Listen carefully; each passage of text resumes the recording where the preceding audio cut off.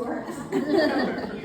I just am so honored to be able to do this. And as I look around this room, I see people at every table that are meaningful and close friends of mine, and I just appreciate you all being here so much.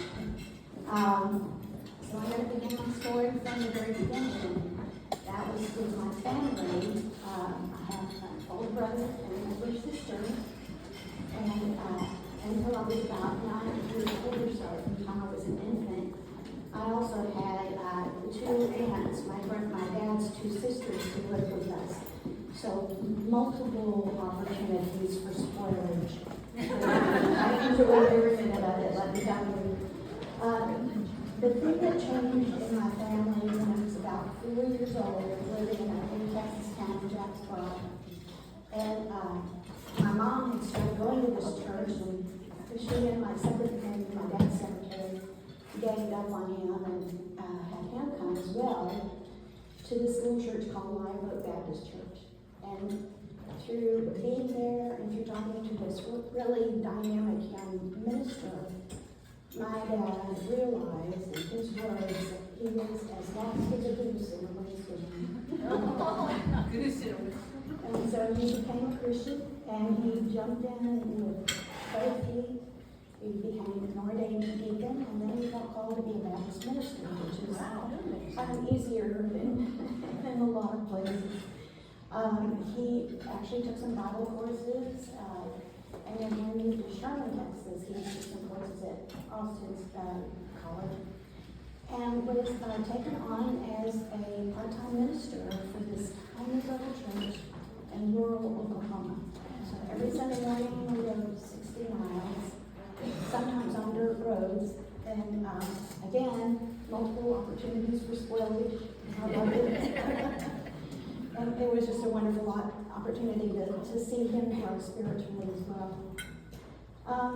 So things went along, they were great. We didn't move a lot, and of course everywhere we went, we found a church, became very active. We finally settled in Wichita Falls, and my parents worked with youth leaders, Sunday school teachers, they were in the choir, and they were church leaders, absolutely.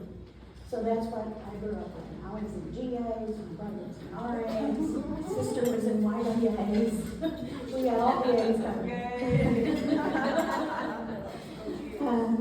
So everything was going along well until my teenage years, when I began to know everything.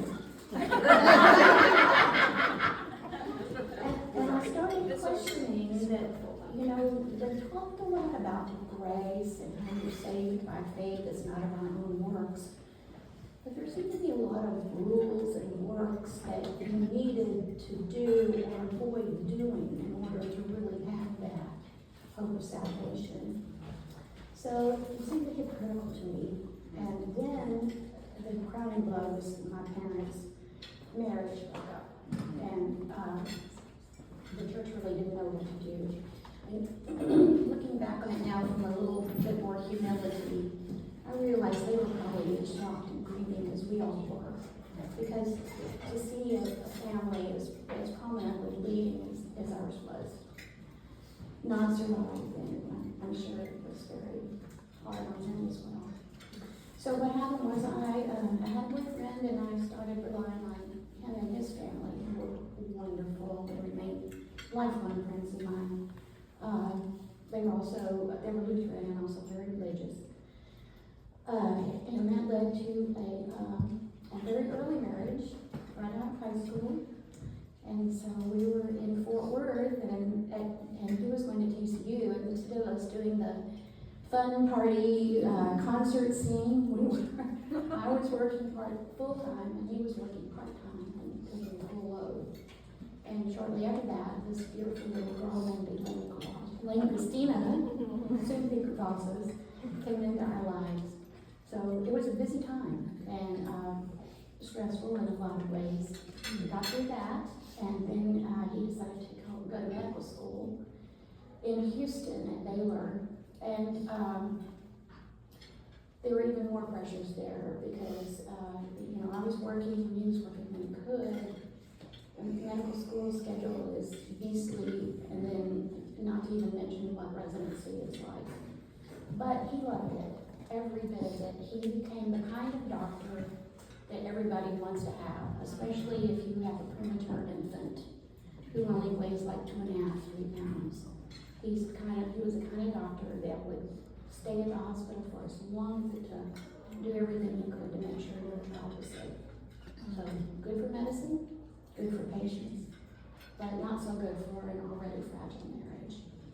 So I had started to school by that time myself at the University of St. Thomas, which is a Catholic school in Houston, Texas. And we got divorced about halfway through that experience.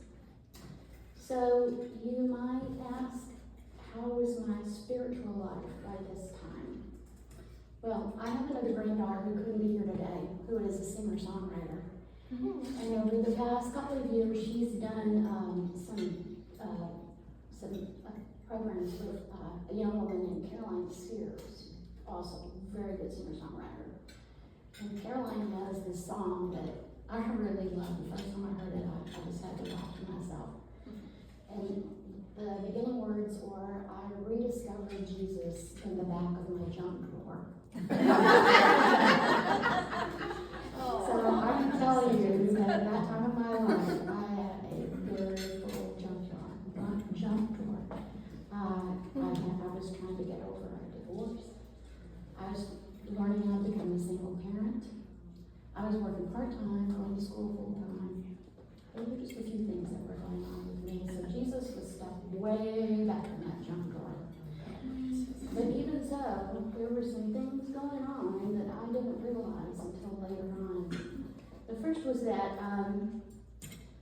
at college, the very first day I went to University of St. Thomas, I met Sister Gabrielle Dewan from Ireland, and she and I became best friends. And she prayed me through so many things. Test, whatever, but I know she prayed with me through this divorce. And also my piano teacher and student advisor was another nun, Sister Jane. But those two people going for me that I knew of, but I think I had probably more people in my corner than I realized. The thing that made the big difference was that the University of St. Thomas required that we take 12 hours of philosophy and 12 of theology. So I breezed through the philosophy, put the theology off as long as I could. And good old Sister Jane talked about 3 hours because I transferred in as a second semester freshman. Yeah, while we were in Fort Worth, in addition to working full-time and taking care of the home, I went to a junior college and got enough hours. I think 15 or so, I'm not sure. But anyway, I digress. So the first theology class that I went to was the one that made the most difference. It was taught by a Protestant minister. I think it was a Disciples of Christ minister. Very unprepossessing, not particularly good speaker, but he introduced me, or reintroduced me to a God that I had forgotten about, one that was good, that created this good world and created all of us in his image. And that we are to enjoy God's world. He also taught me about a Jesus who is loving and compassionate and caring and full of grace. So Jesus is getting closer to the front of that junk drawer, right?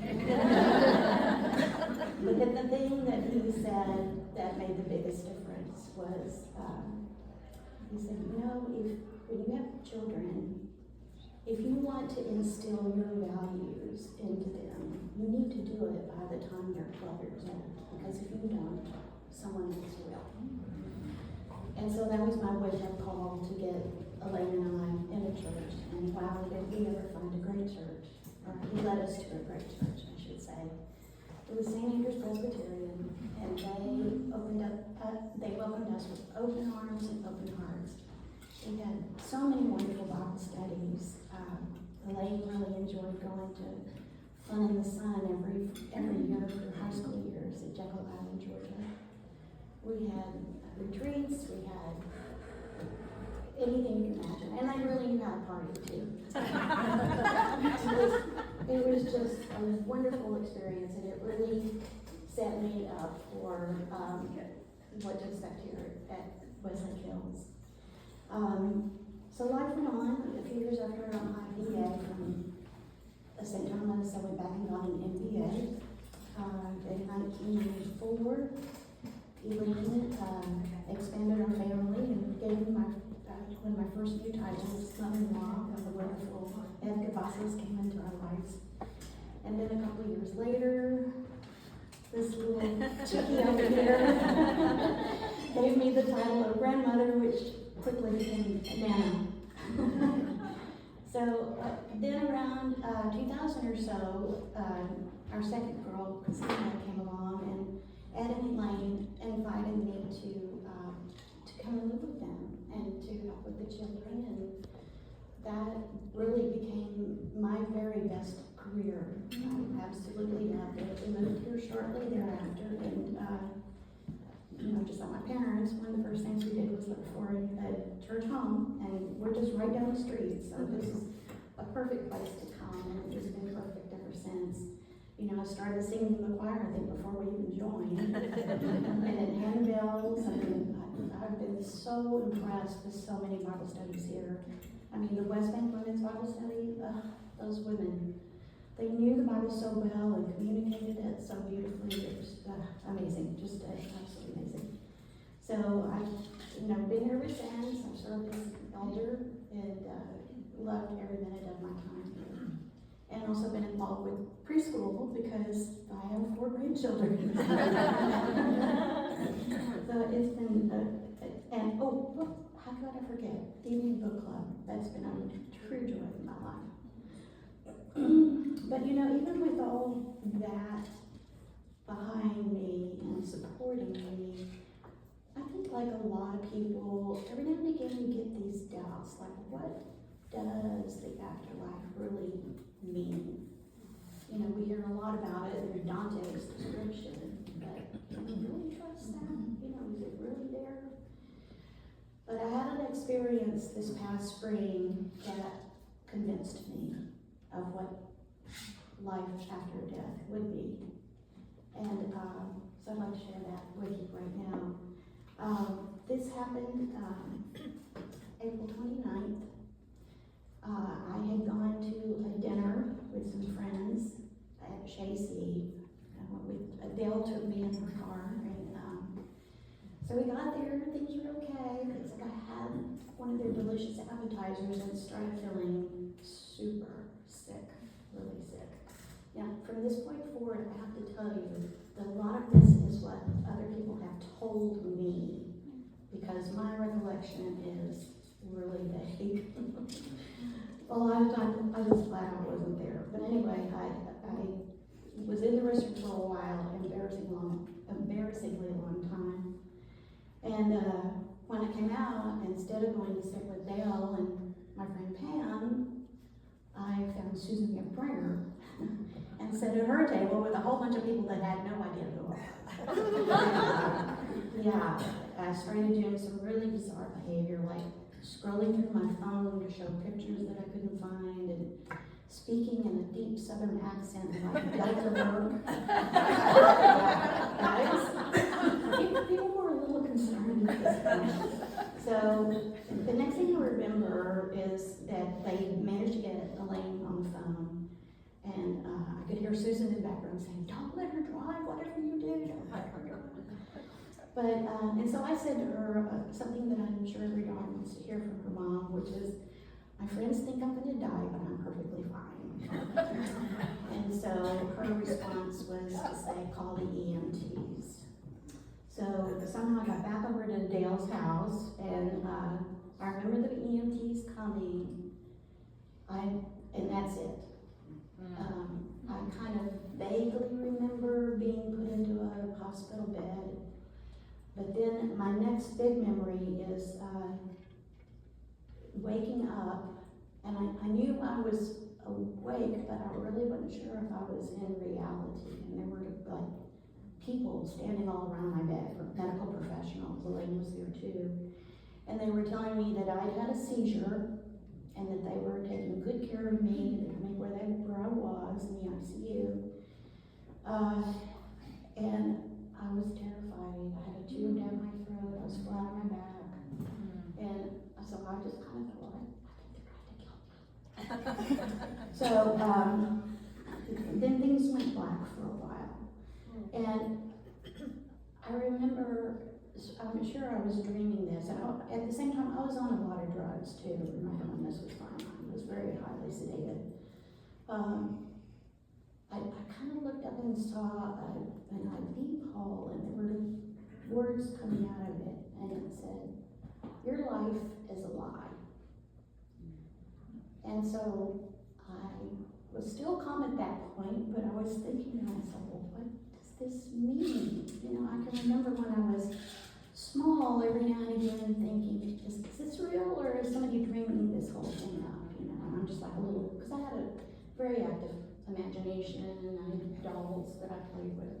So I thought, well, maybe somebody's just manipulating this, like some giant alien in the sky.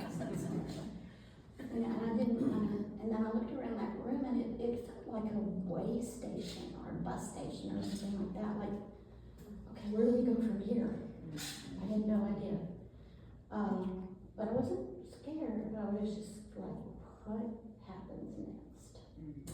So then there was a lot of blackness, and then I woke up another time, and there again, we had all the medical professionals standing around me, and I'm told by my son-in-law that one of the doctors wanted me to wake up so he could talk to me, so he actually lifted up my eyelid. They were appalled, but it worked. And again, he told me that he was from Ireland, he said I had brain lesions that caused a seizure. Again, they were taking good care of me, and I was going to be fine. So again, I was, not sure about any of that stuff. And so, again, blackness, and then I saw this sort of a scroll thing in front of me, and I heard a voice say, how many friends do you have in heaven that you love? Well, I've been around a long time. I have, a bunch of friends up there. But at the time, I could only think of my parents. And then I had a friend who died about a year and a half before, Susie, who was a great friend of me. And she actually said, it's not your time.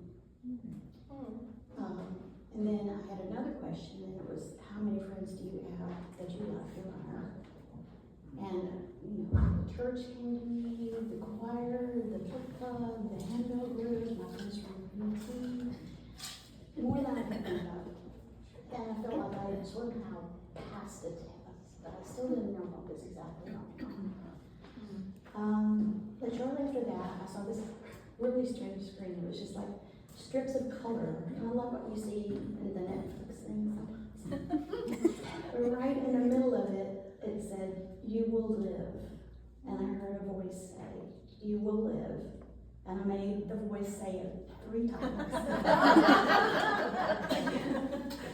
And so shortly after that, I woke up, and then I knew I was really awake, and I was really in reality.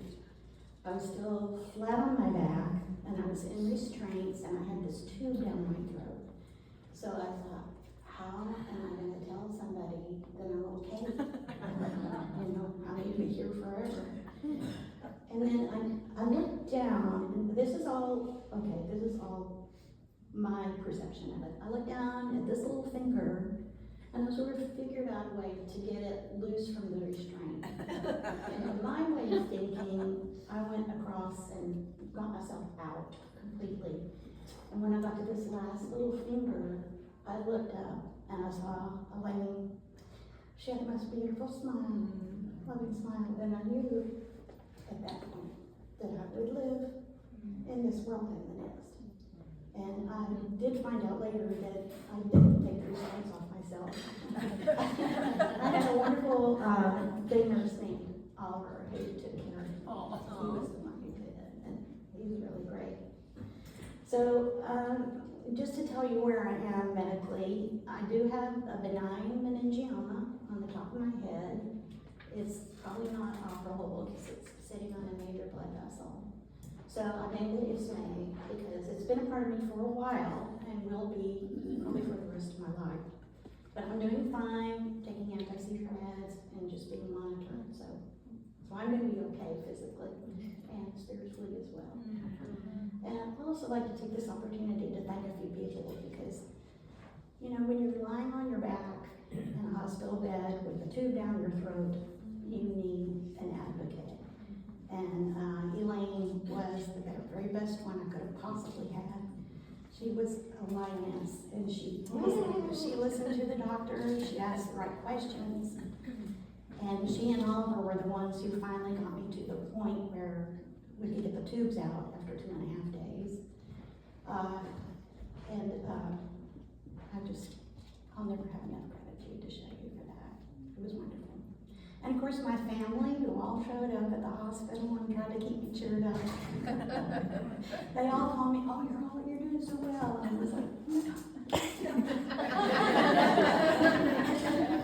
I'm really not. And also Susan for showing her care and concern, as well as Dale. Dale, I hope having those cute EMTs show up your house. And everyone who prayed for me, you know, Elaine managed to get a text chain going out. I think Emily knew from Susan what was going on. People at UT were praying for me, and people all over, because my family is all over the United States. So I had quite a cloud of witnesses there who prayed for me, and I appreciate that all so much because I felt every one of them. And so that brings me to what I'd like to share with you is my favorite verse came to me shortly after this experience. And that is Romans 8:38 through 39. For I am convinced that neither death nor life, neither angels nor demons, neither the present nor the future, nor any powers, nor anything else in all creation will be able to separate us from the love of God that is in Christ Jesus our Lord. And I must say that Jesus is very glad to be out of that junk drawer.